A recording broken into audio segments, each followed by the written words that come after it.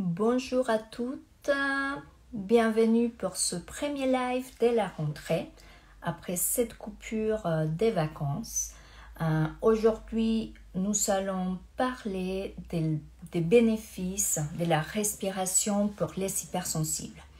Donc, voilà, je vous laisse arriver tout doucement. Et aujourd'hui, on a une invitée, Caroline de l'Institut Au sein en douceur. Donc voilà.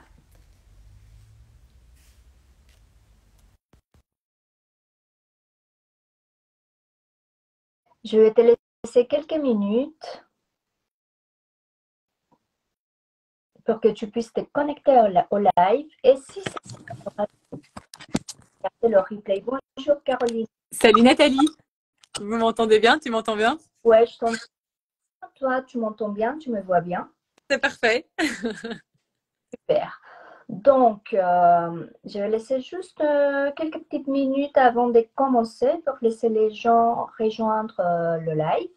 Donc, je le disais tout à l'heure, on va parler de bénéfices de la respiration pour les hypersensibles et on va faire un focus, et c'est pour ça que Caroline est là aujourd'hui, sur l'importance de la respiration nasale, parce qu'on parle énormément de respiration, mais finalement, on ne fait pas ce focus qui est si important sur la respiration nasale.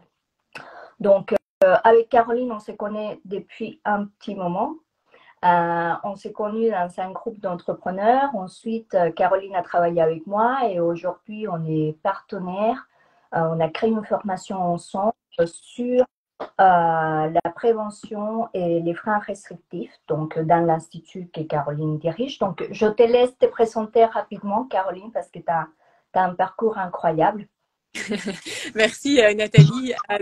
Alors, je vois que Dominique est là. Coucou Dominique, ça fait super plaisir que tu nous écoutes, de savoir que tu es avec nous. Donc moi c'est Caroline. Donc en fait ma formation de base, je suis médecin généraliste spécialisée dans la petite enfance. Donc j'ai fait beaucoup de prévention de la petite enfance quand je travaillais en Belgique en tant que médecin généraliste.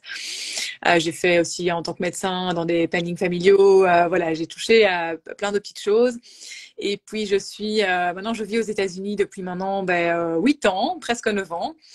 Et donc là j'ai fait tout un parcours de reconversion qui n'est pas vraiment une reconversion parce qu'en fait maintenant je me suis vraiment spécialisée dans l'allaitement maternel qui n'est en fait qu'une suite logique à mon parcours de départ.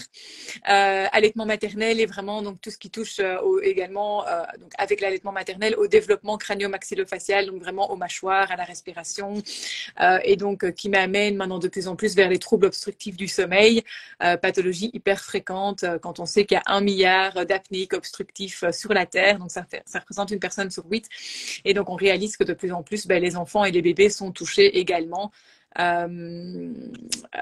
Donc voilà, beaucoup en lien avec l'allaitement, la respiration, etc., etc. Donc voilà un petit peu mon parcours et ma spécialité, quoi. Aujourd'hui aussi tout un travail avec la Sleep Clinic en Belgique. Et il y a effectivement tous les liens entre la qualité de la respiration et le sommeil et aussi toutes les implications, et on n'en parle pas, et tu es pionnière dans cette thématique-là, c'est l'implication de ces troubles de respiration dans la grossesse et la naissance des enfants. Donc, c'est hyper intéressant. Donc, tu peux, Caroline, elle a une page, tu vas voir le link. Donc, c'est hyper intéressant tout le travail que tu fais au niveau de la prévention et aussi l'éducation sur ces sujets-là. Oui, exactement. Et Nathalie, on va le dire aussi, hein, on a créé ensemble une formation de prévention. En fait, donc tu parlais de la Sleep Clinic et c'est vrai qu'il y a justement 2 jours, on a eu avec la Sleep Clinic tout un grand rendez-vous en présentiel en Belgique avec toutes nos équipes, enfin oui, tous ensemble. C'était vraiment extraordinaire. Et qu'est-ce que je voulais dire? Oui, il y a une personne qui m'a posé une question dans l'auditoire, c'était quelle prévention on peut faire? Qu'est-ce qu'on peut faire pour que son bébé n'ait pas des difficultés, ne fasse pas de l'effort respiratoire, enfin voilà, d'avoir un bébé en bonne santé. Et en fait, j'ai répondu à un monsieur qui n'était pas, il m'a dit voilà, je ne suis pas encore papa, qu'est-ce que je pourrais faire? Et c'était comment je vais dire ça? C'était un monsieur qui avait un visage qui était très allongé, Et j'ai eu la chance de pouvoir discuter même après avec lui. Et bon, voilà, il y avait des choses, clairement, je lui ai dit qu'en fait, il y avait des choses à régler chez les futurs parents, en fait, avant pour avoir un bébé en bonne santé. Je lui ai dit, bah, écoute, il faudrait peut-être que tu traites tes troubles obstructifs du sommeil et que tu les prennes en charge pour ne pas transmettre, hein, quand un spermatozoïde qui ronfle rencontre un ovule qui ronfle, ben, ça fait un bébé qui ronfle. Donc, je lui ai dit, ben voilà, traitez-vous avant de devenir parent, si possible. Ouais, c'est pour ça qu'on a créé cette formation au sein de ton institut où on parle de prévention. Donc, la prévention, c'est pas que la thérapie myofonctionnelle, c'est tout ce qu'il y a autour aujourd'hui avec toute la partie de assainissement de l'environnement, qu'on commence à parler un tout petit peu plus sur cette santé environnementale, mais il y a aussi l'alimentation, l'hygiène de vie. Et on a pris tout ça vraiment focalisé sur les freins restrictifs, mais pas que, Tout effectivement. à fait, non, non, tout à fait. Donc, voilà, ouais. Euh, donc, aujourd'hui, on va parler sur les bénéfices de la respiration. Mm-hmm. Et tu vas voir, on va faire plein de liens parce qu'il y a plein de liens entre les freins restrictifs, la prévention et aussi les différents problèmes de respiration. Donc, c'est hyper intéressant. Donc, comment on va faire? Déjà, je vais commencer avec une petite introduction sur la respiration et les bénéfices pour les hypersensibles. Ensuite, Caroline, elle va parler de cette importance et pourquoi il faut favoriser la respiration nasale. Et à la fin, on va donner quelques tips pour que voilà, cette respiration devienne ta meilleure amie pour une meilleure gestion des émotions, mais pas que ça, parce que la respiration, comme tu vas le voir, intervient vraiment à différents niveaux physiologiques de notre corps. Mm-hmm. Donc, si on prend juste la respiration en général, c'est une fonction biologique qui a comme fonction d'approvisionner l'organisme en oxygène et de libérer le dioxyde de carbone. Donc, ça va de pair avec le système circulatoire. Et ce qui est important de retenir au-delà des mots un peu bizarres, c'est que c'est un outil efficace, précieux et gratuit pour recentrer les émotions, mais pas que cela. Il y a une particularité que j'aimerais aujourd'hui vraiment attirer ton attention, c'est que cette respiration, elle est à la fois contrôlée par notre volonté, mais aussi par notre système nerveux végétatif. Et comme tu le sais, et j'en parle ici dans cette page, l'importance de maintenir un système nerveux équilibré pour l'hypersensibilité parce qu'on a un système nerveux qui est beaucoup plus réactif. D'où l'importance de travailler sur la respiration. On le verra tout à l'heure avec Caroline. Donc, on sait que c'est une fonction autonome parce qu'on peut respirer quand on dort, on ne la contrôle pas, mais on peut aussi la contrôler. Et c'est là l'importance parce que, en fait, cette respiration, elle va avoir un effet sur notre système nerveux et ce système nerveux sur différentes fonctions. Donc, gestion des stress, gestion des émotions, mais il y a aussi au niveau de la digestion, au niveau du système lymphatique, au niveau de la détox. C'est vraiment incroyable comment le cœur, il fonctionne d'une façon imbriquée, quoi. Donc, c'est sur ça qu'on veut amener l'attention aujourd'hui, c'est l'impact de cette respiration sur le système nerveux et donc sur la gestion des émotions ou l'impact sur différents problèmes digestifs. Et ça touche vraiment beaucoup les hypersensibles. Donc, ça, c'est vraiment pour faire simple, parce que le système nerveux est clé et central dans la gestion de l'hypersensibilité. Donc, comme je l'ai dit tout à l'heure, le système nerveux de l'hypersensible, il est beaucoup plus réactif, donc une tendance à avoir les effets néfastes du stress chronique. Donc, la régulation de cette respiration va nous aider à mieux réguler l'ensemble du fonctionnement du cœur. Donc, il y a plein de bénéfices. Il y a le fait que ça développe la concentration, ça augmente les capacités intellectuelles, ça favorise le calme, ça aide à l'élimination des microbes pathogènes présents dans les cavités nasales. Elle aide bien évidemment à l'oxygénation, elle masse les organes intérieurs, chose qui est très importante pour un bon fonctionnement aussi de notre système lymphatique, donc de notre système de détoxification. Il améliore le sommeil, il diminue le stress, il recentre les émotions, elle améliore le système cardiovasculaire, elle améliore la digestion et je pense qu'il y en a plein d'autres bénéfices. Est-ce que tu pourrais ajouter d'autres bénéfices, Caroline? Oui, moi j'ai peut-être d'abord juste envie de rajouter un gaz important. On parle souvent dans le système respiratoire de l'oxygène et du dioxyde de carbone. Et moi je voudrais bien rajouter le NO en fait. Ce gaz en fait qui est un vasodilatateur qui va en fait ouvrir les robinets du corps. Et ce NO, en fait, il ne peut être. Enfin, alors, il y a plusieurs sources, plusieurs manières d'avoir du NO hein, pour soutenir le système cardiovasculaire. L'alimentation en fait partie aussi, le sport aussi, hein, tout ce qui est betterave, brocoli, épinards et autres. Mais aussi et surtout la principale source de NO en fait va être délivrée grâce à notre respiration nasale et ce NO en fait il est fabriqué par nos sinus en fait nos sinus parasinusaux, ok, grâce à cette respiration nasale. Et donc déjà en fait en respirant par sa bouche on se prive de ce gaz hyper important pour le système cardiovasculaire. Donc ça c'est une première chose. Ce NO aussi tu l'as dit aussi toi-même, le fait de respirer par son nez, on tue les bactéries. Donc, en fait, ce NO, en fait, c'est un killer de bactéries et de virus. Ce NO, en fait, voilà, il a plein de rôles. Et vraiment, cette source principale, c'est vraiment cette respiration nasale.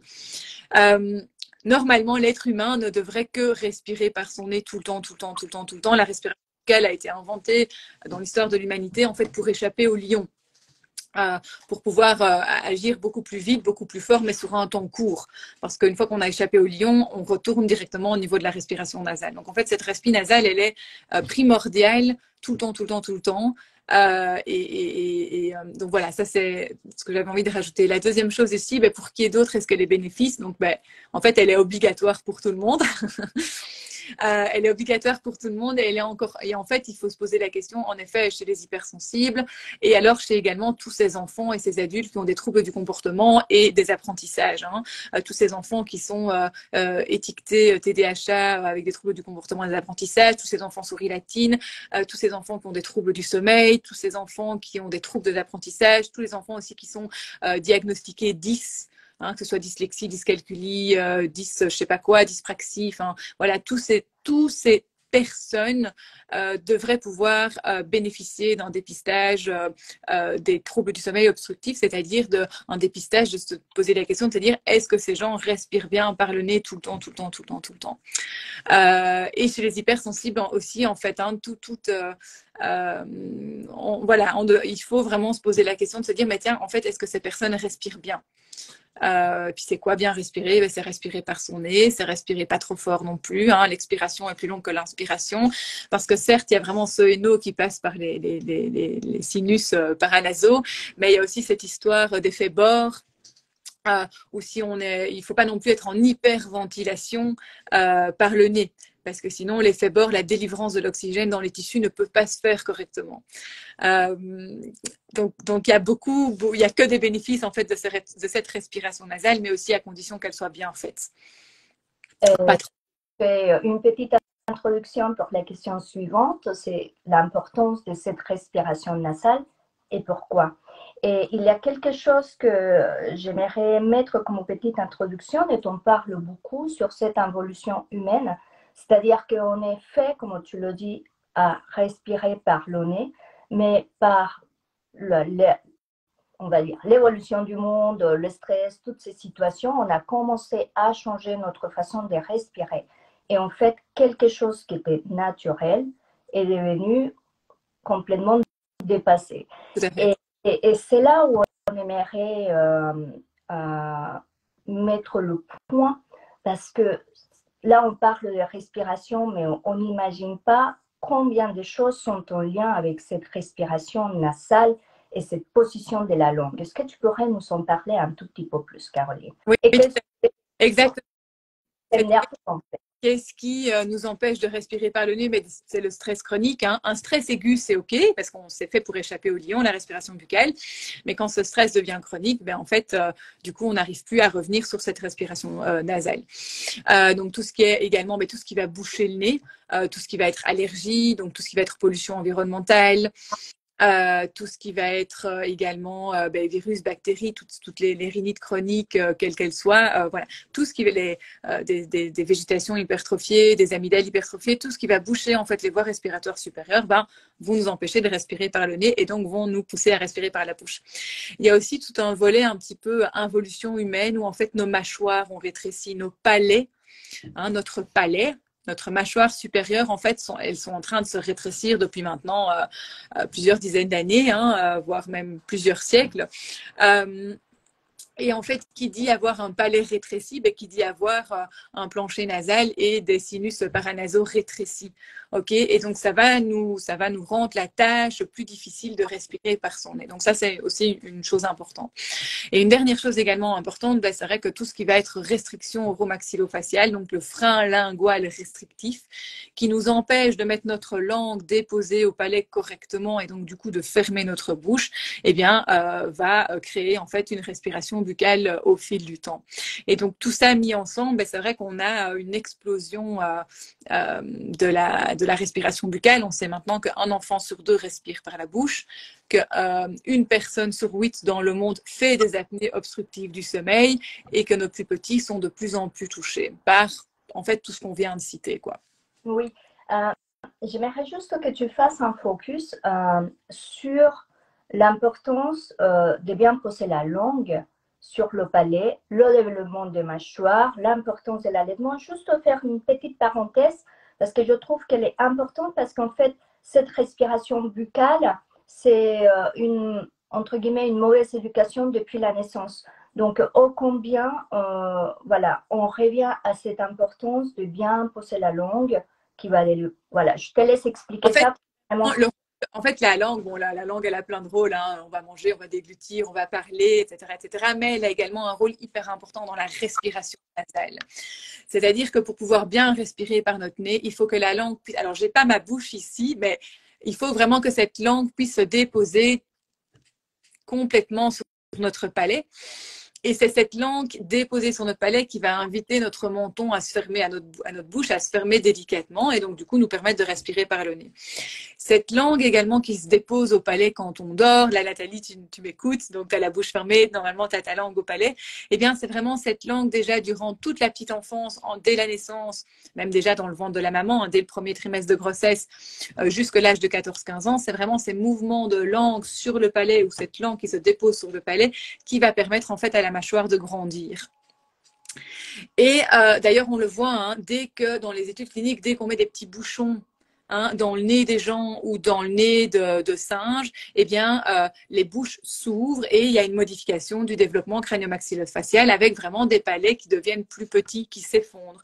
Donc, même en tant qu'adulte, quand notre maxillaire a fini sa croissance, eh bien, pour pouvoir garder cette structure osseuse, ça va être important que cette langue reste bien au-dessus. Et d'ailleurs, on le voit hein, chez les personnes qui prennent de l'âge, où on devient on a un tonus musculaire qui s'effondre petit à petit, du coup, les muscles orofaciaux qui, eux, s'effondrent aussi, la langue qui s'effondre. Eh bien, on voit ces gens, petit à petit, en fait, ont un visage qui se rétracte, ont un palais qui se rétracte parce que la langue ne soutient plus, en fait, cette architecture osseuse. Et donc, les palais des personnes âgées, en fait, s'effondrent petit à petit parce que, par manque de tonus, voilà. Donc voilà un petit peu ce rôle hyper important de la langue et donc du coup de cette respiration nasale qui est hyper importante et qui va donc du coup avec la langue permettre un développement crânio-maxillofacial suffisamment développé et ce développement crânio-maxillofacial donc c'est vraiment la mâchoire et le palais entre autres qui sont en fait la structure qui nous permet de respirer correctement par notre nez. Et à défaut de ça, on va avoir des difficultés à respirer par notre nez et on va passer en respiration buccale. Je trouve que c'est hyper intéressant de souligner ça, autant pour les personnes qui sont là, qui sont adultes ou qui sont mamans, qui peuvent avoir un œil sur les enfants, parce que ça va éviter des traitements d'orthodontie, qu'aujourd'hui, je pense que 60% des enfants ont des traitements d'orthodontie, Ouais. des traitements oraux au niveau de la prononciation, comment on appelle ça en français C'est la rééducation, c'est la logopédie. Enfin, nous, en Belgique, on dit la logopédie. En France, c'est l'orthophonie. L'orthophonie, j'avais le mot en espagnol. Et donc, ô combien vraiment, je t'invite aujourd'hui déjà, à faire attention si tu es en train de respirer, parce que la plupart du temps, on est en apnée, on retient la respiration étant donné l'environnement, le stress et plein de choses. Donc, parce que si on n'a pas une bonne respiration, bah, notre système nerveux est affecté, donc toutes les implications que cela peut avoir au niveau de l'hypersensibilité. Deux, bah, de prendre conscience si ta langue elle est au palais au niveau de quand on est en repos, entre guillemets, et voir si tu fais la respiration par le nez, parce que régulièrement, on a énormément, et je t'invite à observer, c'est incroyable, comment beaucoup de personnes respirent par la bouche en temps normal. Ça, c'est vraiment quelque chose qui m'a touchée. J'ai beaucoup approfondi ce sujet avec Caroline. Tu m'as recommandé la lecture d'un livre qui s'appelle Respire. Incroyable, tout ce qu'on apprend. Et trois, je t'invite à observer tes enfants. Observer tes enfants de tout petit. Hein. Tu fais beaucoup de remarques sur ta page, les bébés avec la bouche ouverte. C'est ça. Ô combien on les invite à fermer la bouche pour qu'ils reposent la langue sur le palais, mais aussi qu'ils développent leur mâchoire. Et quand ils dorment, hein, Caroline? Oui, aussi, c'est vraiment tout le temps, quoi. Tout le temps, tout le temps. Les seules fois où on ne met pas notre langue au palais, ah si, en fait, pour déglutir, on va aussi mettre notre langue, elle va aller taper sur le palais. Quand on parle, bon, la langue tape un petit peu partout, mais sinon, la langue est tout le temps au palais, en fait. Oui. Et ô combien c'est important aussi pour activer le nerf vague qui va nous aider à réguler ce système nerveux. Donc, c'est vraiment incroyable comment notre corps fonctionne et comment cette fonction qui est très simple, qu'on l'a tout le temps à la main, bah, peut avoir des influences positives déjà sur la gestion de nos émotions. J'aime pas ce mot-là, mais bon, sur le fait de mieux vivre ses émotions, mais aussi sur tous les processus biologiques dans le corps, la digestion, le sommeil, le monde des mâchoires, ô combien l'importance de l'allaitement, parce que ça joue un rôle aussi, hein, Caroline, au niveau du développement des mâchoires, par la position de la langue. Donc, ce petit organe qu'on n'y pense jamais, il joue un rôle incroyable. Donc, je ne sais pas si tu veux ajouter quelque chose par rapport à... Une chose, vraiment bien prendre conscience que en fait, quand on respire par la bouche, on active automatiquement son système orthosympathique, qui est un système de stress, qui est un système d'urgence. Et donc, voilà, rien que ça, en fait, ça envoie des signaux d'urgence au corps. Et le fait de repasser directement en respiration nasale, ben, on envoie un signal au corps que on peut se calmer, on peut être relax, on peut être étendu et on active en fait, ben voilà, comme tu disais, le nerf vague, tout le système vagal. Donc voilà, la respiration buccale est une respiration d'urgence, point barre, une respiration de stress. Et du coup, ben, quand elle se chronicifie, le corps s'épuise en fait. Oui.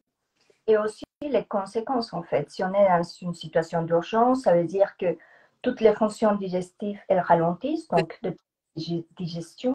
Il y a le fait d'être tendu, il y a notre cerveau aussi qui se trouble un peu. Donc, il y a toutes ces conséquences qui viennent à cause de cette respiration buccale ou à cause de ce stress chronique qu'on vit.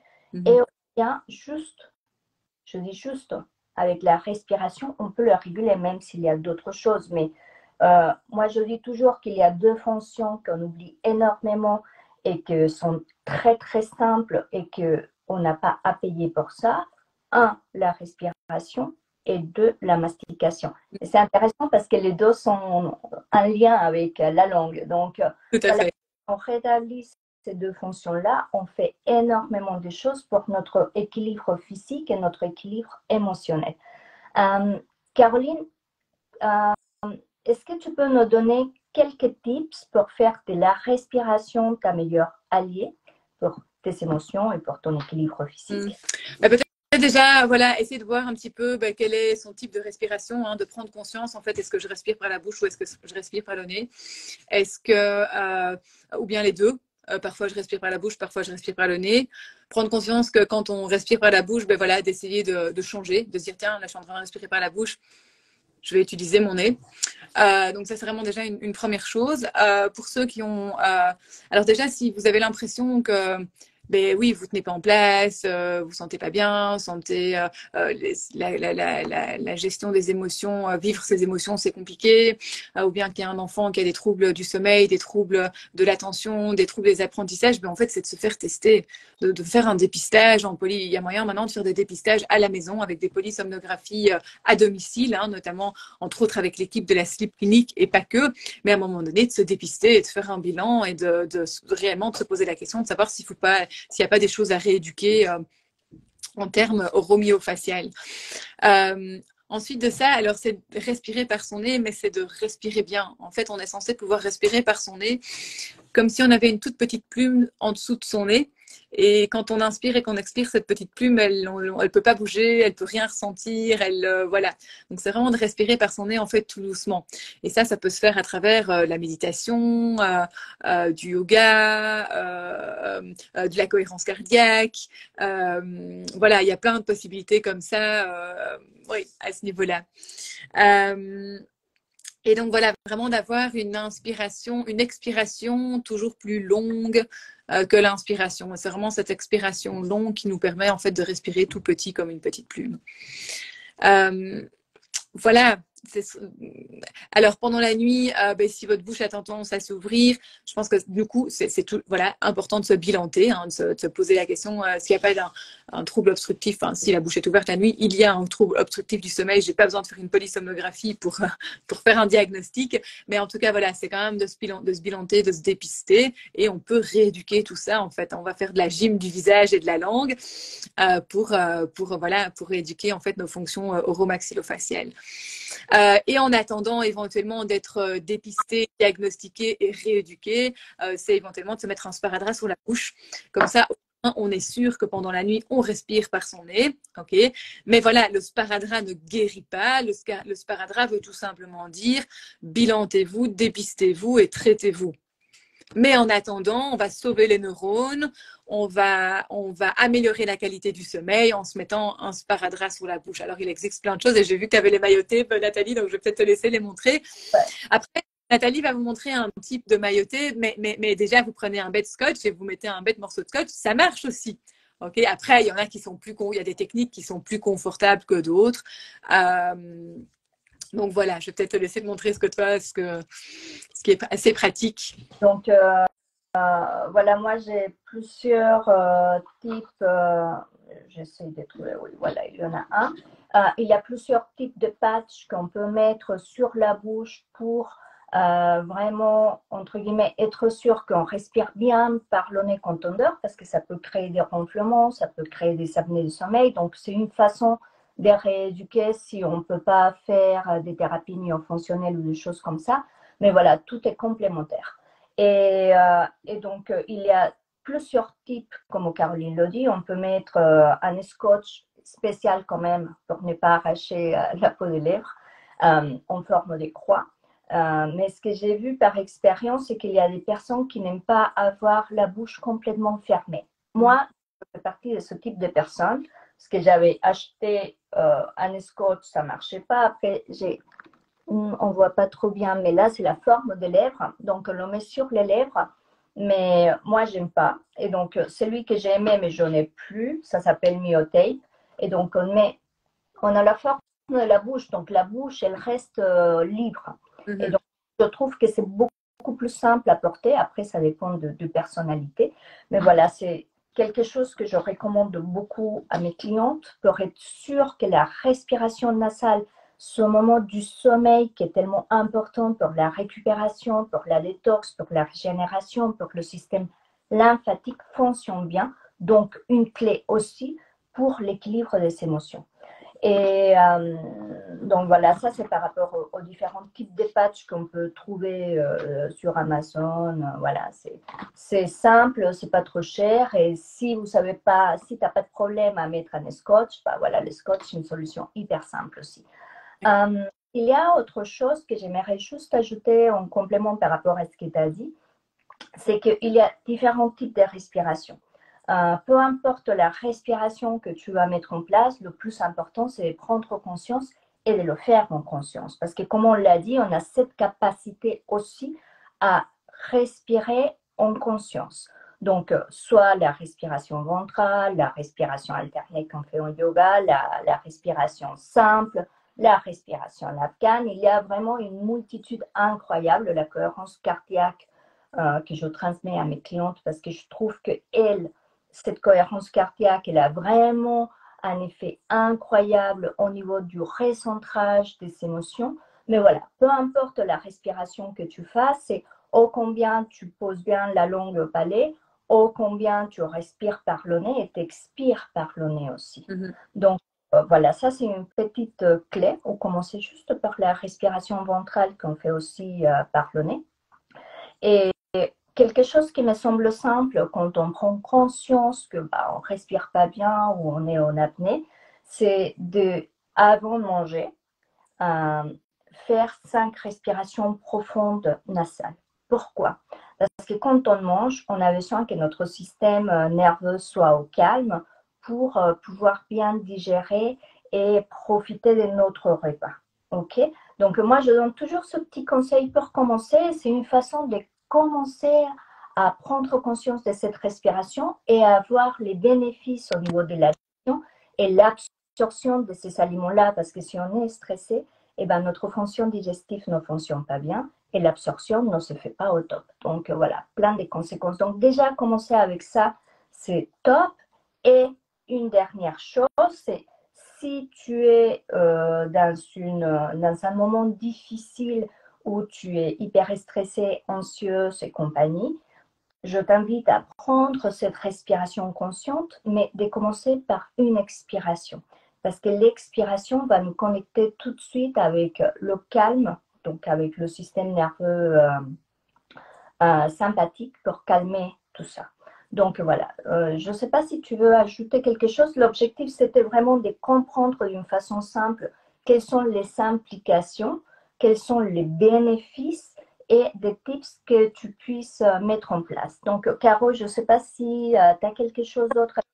Voilà, peu importe, on l'expliquait encore beaucoup aussi mercredi à notre symposium en présentiel. Vous savez, on a un but et souvent pour arriver au même but, il y a plein de chemins différents et donc il y a plein de manières de rééduquer. Je pense que le plus important, c'est de prendre conscience de, tiens, quelle respiration j'ai, de se faire dépister parce que ça, c'est quand même important. Mettre un sparadrap sur la bouche, c'est bien, mais on ne traite pas la cause et on va rien apprendre en mettant un sparadrap sur sa bouche pendant la nuit. Et il faudra le mettre jusqu'à la fin de sa vie. Donc, c'est pas ce qu'on veut non plus. Donc voilà, se faire dépister. Éventuellement, voilà, se faire accompagner pour rééduquer tout ce qui est à rééduquer en fonction du diagnostic différentiel qu'on a pu faire. Et alors voilà, tu as cité plusieurs manières de stimuler sa respiration nasale et voilà, il en existe plein d'autres mais le tout c'est de le faire quoi. Oui, et ne pas oublier aussi que cette respiration a un lien direct avec notre système nerveux et ce système nerveux avec l'équilibre émotionnel, mais aussi l'équilibre physique et toutes les implications au niveau global, quoi. Tous les organes du corps sont concernés en fait, hein, les apprentissages, l'immunité, notamment via le Hainaut, entre autres, qui tue les bactéries au niveau du nez, mais aussi au niveau du sang. Il n'y a pas que dans le nez que ce Hainaut interagit. Voilà, il y a vraiment, ce sont tous les organes du corps qui sont concernés. Et du coup, quand on respire par la bouche, ce sont tous les organes du corps qui sont atteints aussi. Et donc voilà, donc je pense que c'est vraiment à l'heure actuelle hyper important de rappeler, de respirer par son nez, parce que à l'heure actuelle, les choses de la vie font que en fait on a très très vite tendance à l'involution, la pollution, le stress, l'alimentation ont vraiment tendance à nous faire switcher plus vite qu'on ne le pense en respiration buccale.